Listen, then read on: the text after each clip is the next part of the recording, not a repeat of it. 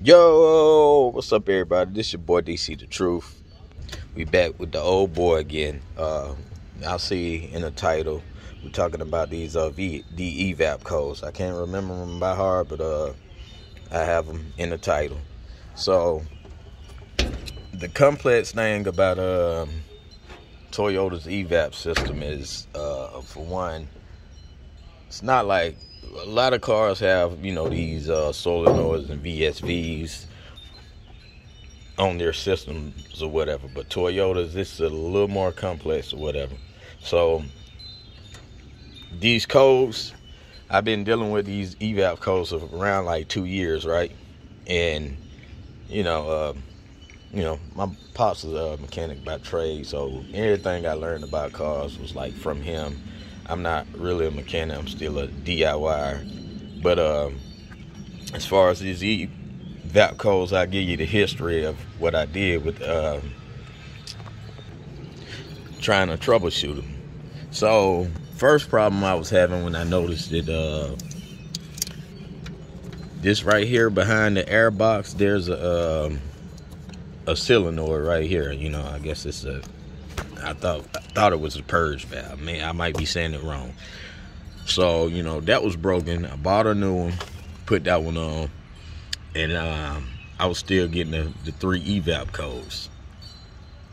So, I know you was like 2 years. How did you do it? See, this is the complex thing about Toyota systems is when it comes on the Evap side, if you can pass the oxygen sensors or those tests or whatever, the drive cycles, if you can get through them, and then you can pass the catalyst system, and then if it's only the Evap is left, you can go in and just drive your car in and pass the emission. So that's how I was able to get through that.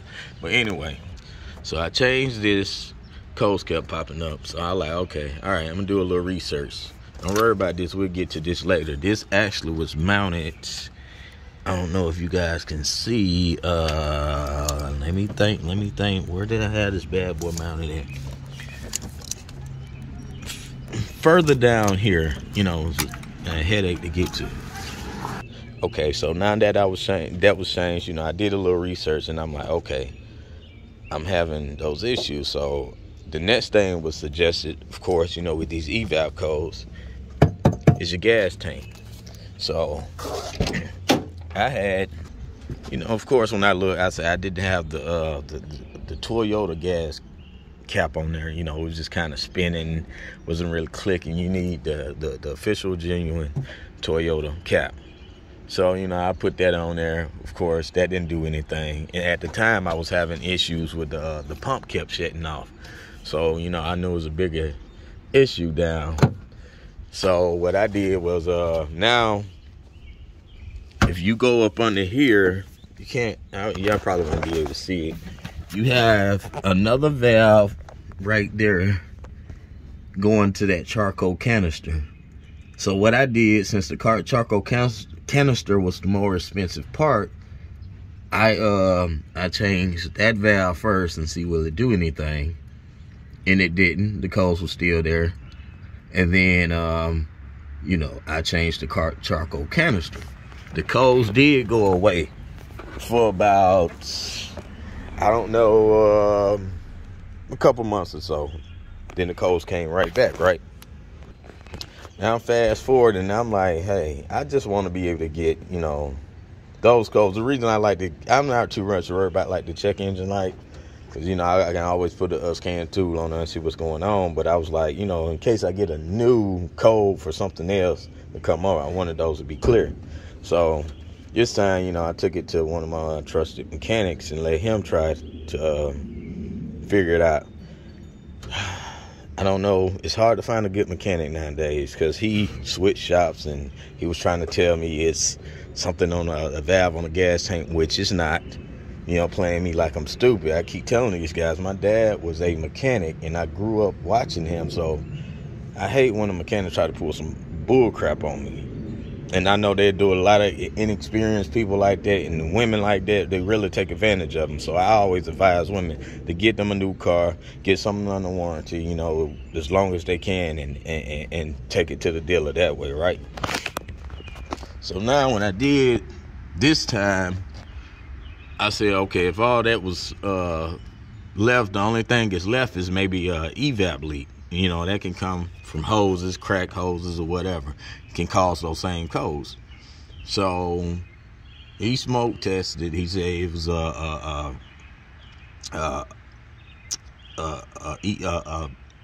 leak at the intake manifold or whatever.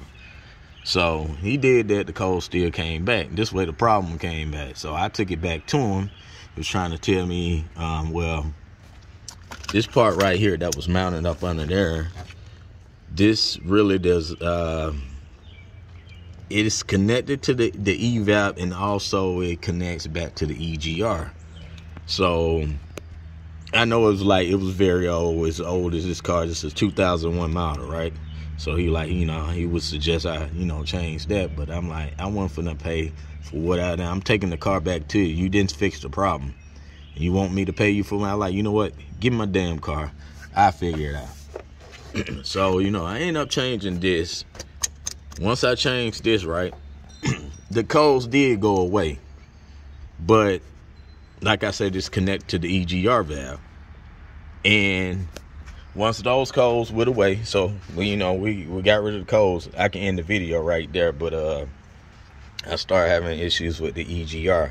And by this being a 4-cylinder, if you follow, let's see, you can't see on here, mine's not really, okay, P and O. If you follow the O goes all the way down to this fire. This on the passenger side now. Goes all the way down here, and you have to lift up the car like kind of by the passenger, the flywheel back there, and you can see another VSV valve. But you know, I wouldn't look up diagrams or whatever. The way the EGR is, once you rev up or whatever, I guess that valve really doesn't even matter. So eventually, even with that, so I drove the car a while or whatever, and the check engine light went off with that. So I just wanted to put this out here for any older Toyota vehicle owners out there. You know, this is like my little pride and joy right there. You know, I always say I'm going to give me a new car one day, but I'm just, you know, I just like working on little older cars. You know, see if I can keep them pushing until it finally gives out. Yeah. All right, man. This is the video. Didn't mean for it to be that long. Just want to take y'all through the process of what I was dealing with. And, you know, there's certain information on YouTube, but for you DIYers out there, this is it, man. These are the steps you can go through. And, you know, the problem I was having, because I was thinking there was only 2 valves in the system. Even when I was looking at, I thought it was this purge valve right here at the air filter box. A lot of people, they get their air filter changed. Somebody might take this off, forget to put it on, and that code will be there. And then also the one back there by the charcoal canister. You know, a lot of times you can tell when you got a bad charcoal canister if you can't put gas in the car without the pump cutting off. That's another indicator with that. So, yeah. That's basically how I got rid of those codes for now. You know, it's been going strong. So, yeah. It's your boy DC Truth, y'all, man. I'm out of here. For real.